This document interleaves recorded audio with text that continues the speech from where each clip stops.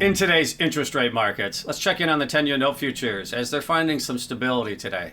10-year note futures are trading in a tight range today after the previous session of heavy selling pressure and some pretty significant volatility, and as the market was reacting to labor data points as well as trade data points as well as Fed speak, and those things had a pretty big influence on the market last week.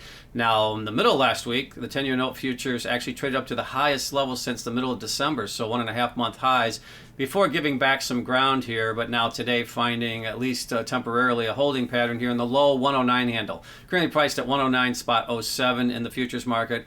Now, driving factors, I think there's a few things influencing the market today.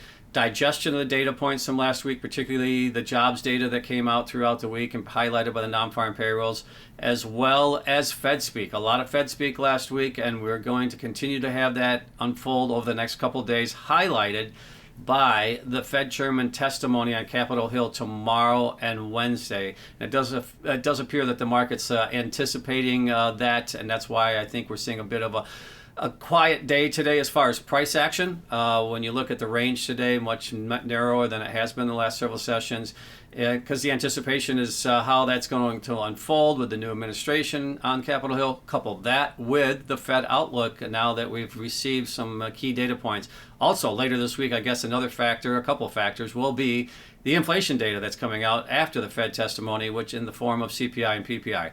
Now, looking at the yields, today's yield, we're holding steady at 449 basis points, so just shy of that 450 level.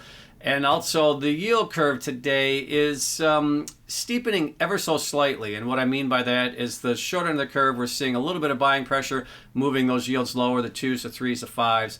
And then in the middle of the fulcrum, you're looking at the 7s, 10s, pretty much unchanged. And then the 20s and 30s a little higher in yield as they're experiencing a little selling pressure on the back end of the Treasury curve today. So therefore, we're seeing that yield curve steepen ever so slightly, but nothing too outside of where it has been. And again, it does appear that when you look at the 10-year note future price action, the market's going to be very focused on the Fed testimony beginning tomorrow morning.